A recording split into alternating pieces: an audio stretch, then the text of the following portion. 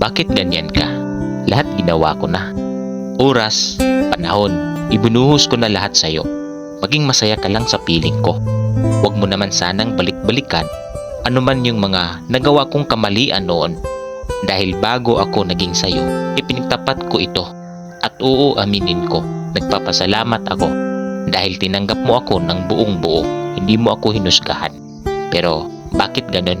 Mula nang magkalayo tayo, paulit-ulit mo nang isinusumbat sa akin yung mga maling nagawa ko.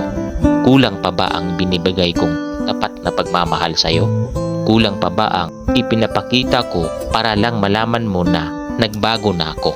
Na ikaw na ang mundo ko? Huwag naman sanang mangyari ang nasa isip ko, na kaya mo binabalik-balikan ang mga nakaraan ko. Baka ikaw talaga ang may problema. Yung ikaw ang gumagawa ng mali at ipinapahid mo lang ito sa akin.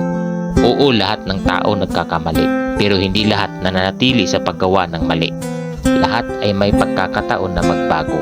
At sa pagkakataon na yon na ginawa ko, huwag mo sanang sayangin, pahalagahan mo ito.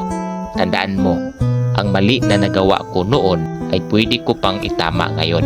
Pero ang sakit na binitawan mong salita at sakit ng damdamin na naibigay mo sa akin ay hindi na pwedeng mawala.